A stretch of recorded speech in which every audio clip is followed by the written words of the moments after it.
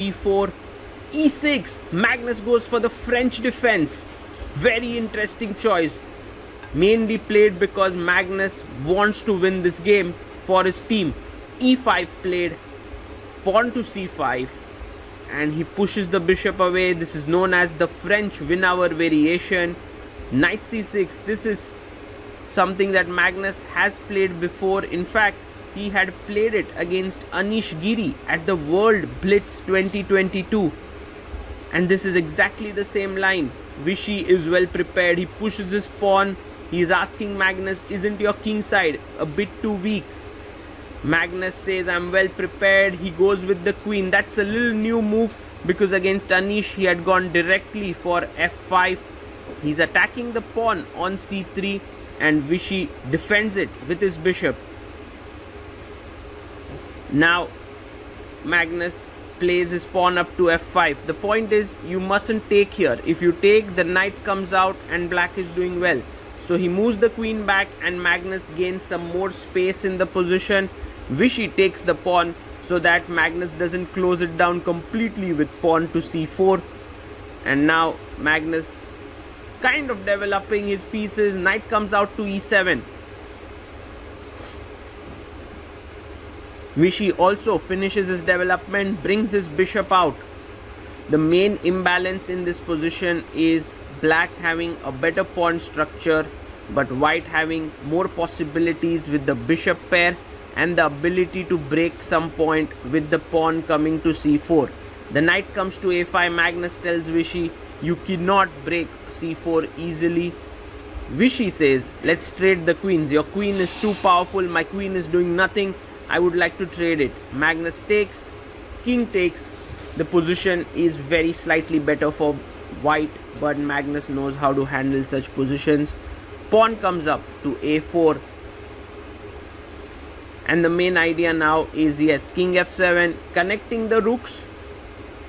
And then slowly you figure a way out to create some counterplay. Rook comes to b1. And pawn moves up to b6. Vishy plays his bishop to c1. What a very nice maneuver. He wants to bring his bishop to a3 and then plonk it to d6. Knight to c6.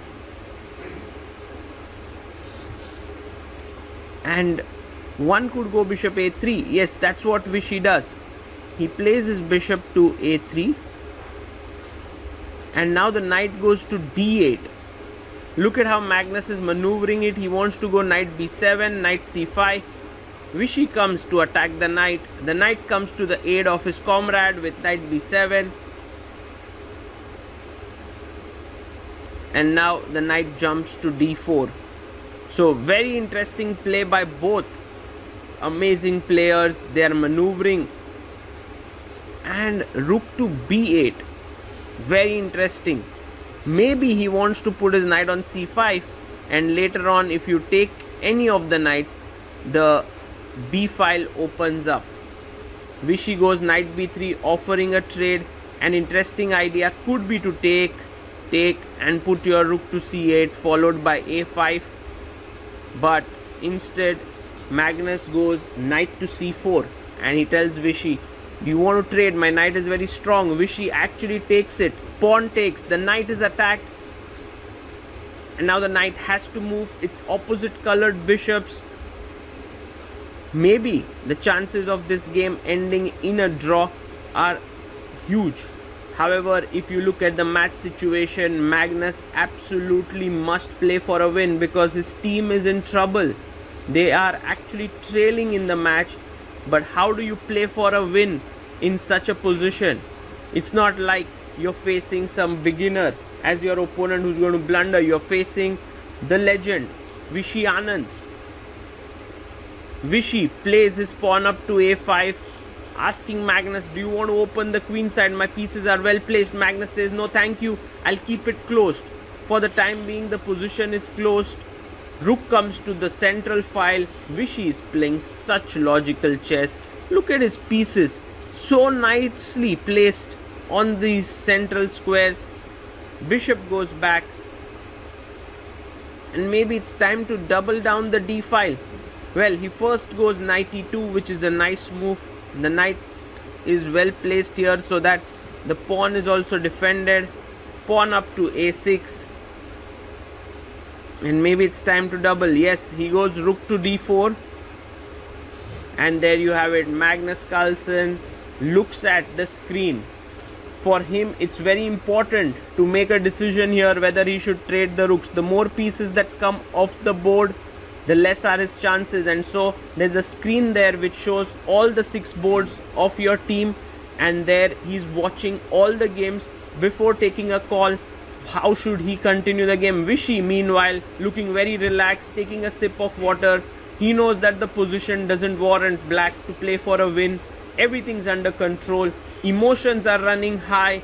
How should Magnus Carlsen play here? He goes rook d8 and he offers a trade of rook. He is worried. He is definitely worried. The world champion needs to strike. The other rook comes in, and now Magnus chops off one of the rooks. You can take with the rook, you can take with the pawn, you can take with the knight, you can take in any way. Vishy decides to take with the rook so that more pieces get traded. And will Magnus play rook d8? I don't think so. He goes bishop c6, makes a lot of sense.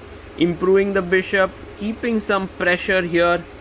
Vishy comes back to d2, and now how does Magnus continue here?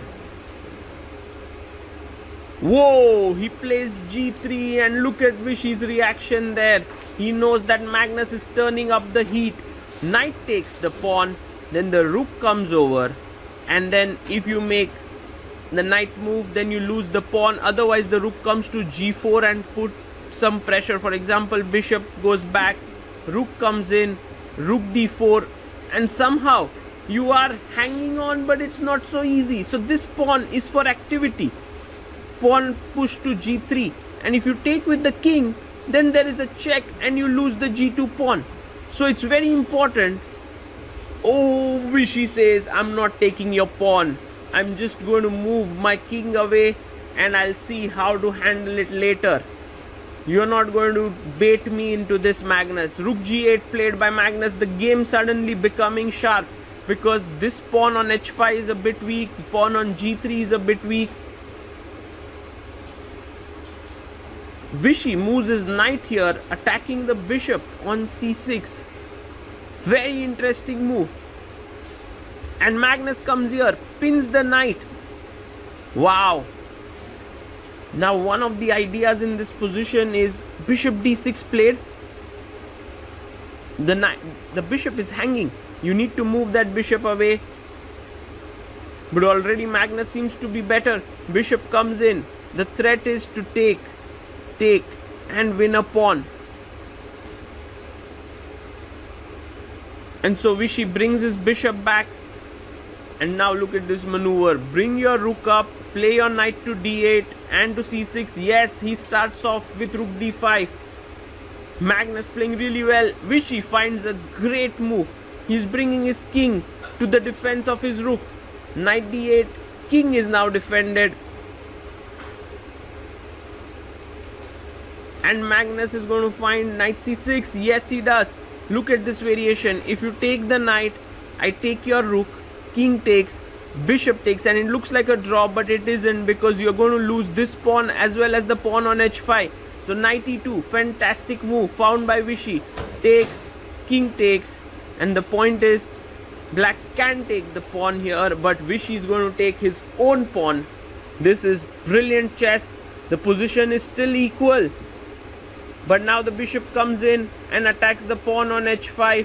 Vishy says my pawn is defended. I don't have anything to worry. Magnus attacks another pawn. He defends it. He comes up. He attacks. Well, are the players going to agree to a draw? Not really. Magnus is going to fight till the very end. He brings his king back. Vishy comes back. He's asking Magnus, where's your next breakthrough? Well, Magnus can reroute his knight from e7 to d5. He does that. But now Vishy should not allow his knight to come to d5. He must simply chop it off. And once he chops it off, yes he does, king takes. This is not going to be an easy way to win for black, but black has a clear plan. He can go king d7, king c6, king c5. He plays, but Vishy goes to the other side. He goes king c1, king d7, king b2, king c6, king a2. He waits so that when Magnus comes up here, he will come up here. Also, Magnus can enter this position, but then there is no entry to the e4 or d4 squares. So Magnus plays king d5.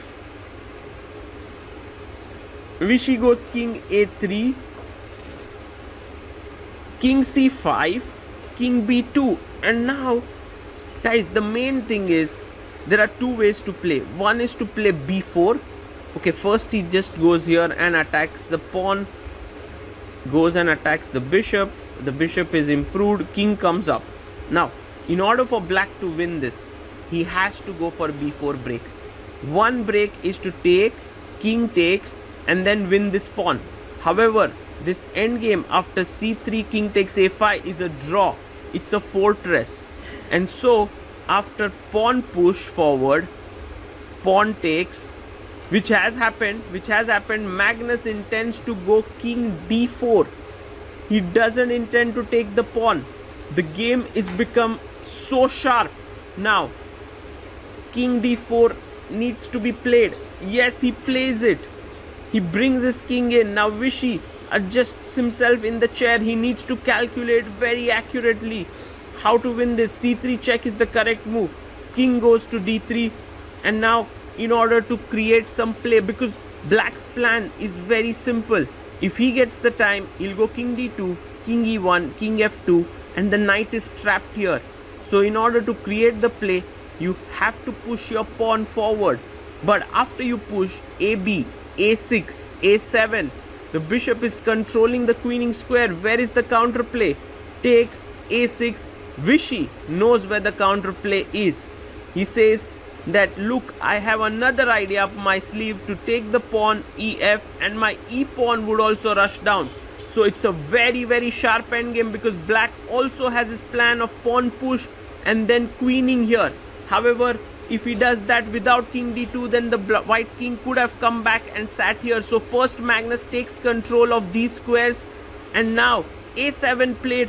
If he is to play b4, then Vishy has this very nice move check, dislodging the king from this square. And so Magnus cannot push b4 just as yet. He needs to wait. He brings his bishop back to d5, and now the only drawing move is to give knight f1 check, so that the king has to move away, and then you get back, and that's a draw. That's a draw here. Vishy is calculating this. He's looking at it. If knight f1 check, king e1, he's going to move his knight. No! He actually sacrifices his knight. He sacrifices it. And he says to Magnus that if you were to take it, I'm going to push my pawn here. This pawn you cannot take because I'll make a queen here. And otherwise I'm pushing this pawn forward. What an endgame this is. Magnus chops off the knight, and Vishy must absolutely push his pawn forward. There's no other way to play this position. But has Vishy calculated everything in the position? I'm sure he has. He's just making final checks here, whether black's b4 and c3 is very powerful or not. Staying very focused, Magnus Carlsen is also calculating. There are too many lines to see. e6, b4, e7, takes, king moves, c2, and now which pawn to queen? Do you queen this pawn? Do you queen that pawn? Too many variations to look at. The position is too complex. Vishy has roughly around a minute on the clock. Magnus has 21 seconds only. He pushes the pawn to e6. Magnus, of course, makes the forced move, pushes his b pawn, e7, pawn moves forward, and now, of course, you must take the pawn. Now, for Vishy, there's a choice between this and this, but he sees king a3 will be met with a queen check, and so he goes king a2, c2 played, and now a8 queen. He makes this queen. And his point is that c3 will not come with a check later, and you can see Vishy there Sigh of relief, both players smile at each other. When was the last time this happened? When two world champions smile at each other in between a complex game. But I think what they both see is that after takes queen here, if now you make a queen, then there is a stalemate with queen e2, king takes, and the game is a stalemate. Wow! That is what has been seen by Vishy Anand and Magnus Carlsen, and that's why he smiled there. Now, there is a winning move for Magnus, and that is to push his pawn to c3. It's very difficult to find, but the main idea is you make a square on b3 for your opponent's king, but he plays the most human move, bishop e4, which is actually a mistake. The reason for it being a mistake is that after check, the king has to move. No, he plays bishop d3, and now a very important move is to play queen b6. The point is, if you make a queen, I'll go queen e3, which is my idea all throughout, or queen f2. First a check, yes, Vishy finds it. Bishop comes in, and now queen b6, very important because you need to keep an eye on the h6 pawn as well. No, he blunders with queen d4. The reason for the blunder is not that you make a queen, because queen is anyway a draw after queen f2, and you just have to sacrifice your queen because it's a stalemate. But the win for black is if Magnus finds under promotion. Oh, he finds it. He finds c1 knight. What a move by the world champion here, world rapid champion Magnus Carlsen. Knight c1 check. Brilliant chess here. Vishy did not see that coming. Under promotion is often missed by even the best in the business. Where does the king go to? Now he has to go up. He needs to play, because if he goes king a1, there's knight b3 check. And Vishy is so surprised here that in spite of this being the only move, he's taking his time. He can go to king b2 as well, but that is also losing. King a3, pawn moves forward. c3. You can see Vishy's hand shaking there. He did not see that coming. Magnus Carlsen is actually striking for his team. Knight comes to e2, and the beauty of this position is that the bishop and knight work perfectly, and the